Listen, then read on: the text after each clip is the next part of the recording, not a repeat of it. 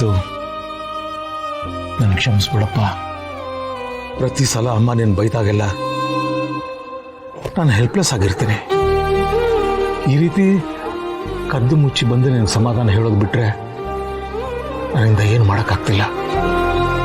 ಇನ್ಮೇಲೆ ಎಷ್ಟೇ ಪ್ರೀತಿ ಕಾಳಜಿ ಇದ್ರೂ ಎಲ್ರ ಮುಂದೆ ಎಲ್ಲ ಕಡೆ ಇದನ್ನು ತೋರ್ಸೋಕ್ಕಾಗ್ತಿಲ್ಲ ಕಣ. ಹೋಗ್ಲಿ ಬಿಡಪ್ಪ, ನೀನು ಯಾಕೆ ಬೇಜಾರಾಗ್ತೀಯ? ಹಣೆ ಬರೋಕ್ಕೆ ಹೊಣೆ ಯಾರು ಅಂತಾರಲ್ಲ, ನನ್ನ ಹಣೆಯಲ್ಲಿ ಅದೇ ಬರ್ದಿದೆ ಅಂದರೆ ನೀವೇ ಅಲ್ಲ, ಯಾರು ಬಂದರೂ ಏನೂ ಮಾಡೋಕ್ಕಾಗ್ತಿರ್ಲಿಲ್ಲ. ನನ್ನ ಹಣೆ ಬರೋನ್ನ ಚೇಂಜ್ ಮಾಡ್ಕೊಳ್ಳೋಣ ಅಂದರೆ ಆ ದೇವರು ಪರ್ಮನೆಂಟ್ ಮಾರ್ಕರಲ್ಲಿ ಬರೆದು ಕಳಿಸಿದ್ದಾನೆ. ಚೇಂಜ್ ಮಾಡೋ ಚಾನ್ಸಸ್ಸೇ ಇಲ್ಲ. ಆದರೆ ಅದನ್ನು ಅನುಭವಿಸೋದಿದೆಯಲ್ಲ, ತುಂಬಾ ಕಷ್ಟ. ಹೋಗ್ಲಿ ಬಿಡಪ್ಪ, ಇಲ್ಲಿ ನೋವು ಯಾರಿಗಿರಲ್ಲ ಹೇಳು. ನನಗೊಂಥರ ನೋವು ಆದರೆ ಇನ್ನೊಬ್ರಿಗೆ ಇನ್ನೊಂಥರ ನೋವು. ನೀನು ನೊಂದ್ಕೋಬೇಡಪ್ಪ. ನಮ್ಮ ಗೌರಿ ಯಾವಾಗಲೂ ಹೇಳ್ತಿರ್ತಾರೆ, ಅದೆಂಥದೇ ಕಷ್ಟ ಬಂದರೂ ನಗ್ನಗ್ತಾ ಇರಬೇಕು ಅಂತ. ಪರವಾಗಿಲ್ಲ ಕಣ, ಅವಳ ಜೊತೆ ಸೇರಿ ನೀನು ತುಂಬ ಬದಲಾಗಿದ್ಯಾ. ನಿನ್ನ ಮಾತಲ್ಲೇ ಗೊತ್ತಾಗ್ತಾ ಇದೆ, ಆ ಚೇಂಜಸ್ ಕಾಣಿಸ್ತಾ ಇದೆ. ಹೌದಾ? ನಮ್ಮ ವೆಂಕಿನೂ ಯಾವಾಗಲೂ ಇದನ್ನೇ ಹೇಳ್ತಾ ಇರ್ತಾನೆ.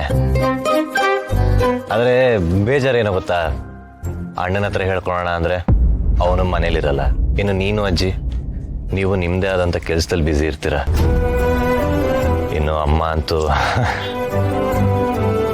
ಬೆಂಕಿ ಜೊತೆ ಎಷ್ಟು ಅಂತ ಮಾತಾಡಲಿ, ಎಷ್ಟು ಅಂತ ಶೇರ್ ಮಾಡ್ಕೊಳ್ಳಿ. ಅದಕ್ಕೆ ನಾನು ಯಾವಾಗಲೂ ಚಂದ್ರು ಮತ್ತು ಗೌರಿ ಅವ್ರ ಜೊತೆ ತುಂಬಾ ಮಾತಾಡ್ತಿರ್ತೀನಿ.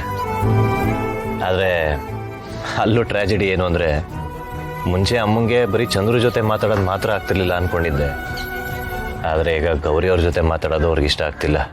ಅವ್ರು ಕೆಲಸದವ್ರಲ್ವಾ, ಅದಕ್ಕೆ ಅವ್ರನ್ನ ಕಂಡ್ರೆ ಅವ್ಳಿಗೆ ಇಷ್ಟ ಇಲ್ಲ. ನೀನು ಬೇಜಾರು ಮಾಡ್ಕೋಬೇಡಪ್ಪ. ಏನು ಕೆಲಸದವ್ರಪ್ಪ, ಅವರು ಮನುಷ್ಯರೇ ಅಲ್ವಾ ನಮ್ಮ ಥರ. ನಮ್ಮ ಕೆಲಸ ಮಾಡಿಸ್ಕೊಳಕ್ಕೆ ಓಕೆ, ನಮ್ಮ ಸೇವೆ ಮಾಡಿಸ್ಕೊಳಕ್ಕೆ ಓಕೆ, ಬಟ್ ಅವ್ರು ಮಾತ್ರ ನಾಟ್ ಓಕೆ. ಇದು ಹೇಗೆಪ್ಪ? ಈ ಭೇದ ಭಾವ ಯಾಕೆ ಅಂತ ನಂಗೆ ಇವತ್ತಿನ ತನಕ ಅರ್ಥ ಆಗಿಲ್ಲ. ಮನುಷ್ಯರ ಮಧ್ಯೆ ಇಷ್ಟೊಂದು ಡಿಫ್ರೆನ್ಸ್ ಬೇಕಾ? ನಾವೆಲ್ಲರೂ ಒಂದಲ್ಲ ಒಂದಿನ ಇಲ್ಲಿಂದ ಹೋಗಲೇಬೇಕಲ್ವಪ್ಪ. ನಾವಿರೋದು ಬರೀ 4 ದಿನ, ಅದರಲ್ಲಿ 3 ದಿನ ನಮ್ಮ ಮಧ್ಯೆನೇ ಗೋಡೆಗಳು ಹಾಕೊಂಡು ಬದುಕ್ತೀವಿ. ಇದೆಲ್ಲ ನೋಡಿದ್ರೆ ಎಷ್ಟು ಸ್ಟುಪಿಡ್ ಅನ್ಸುತ್ತೆ ಅಲ್ವಾ? ಹೇಳಂಗಿಲ್ಲ, ಹೇಳಿದ್ರೆ ಏನು ಮಾಡ್ತಾರೆ, ಇವನ್ಗೇನು ಗೊತ್ತು ಅಂತ ಆಡ್ಕೊಂಡು ನಗ್ತಾರೆ.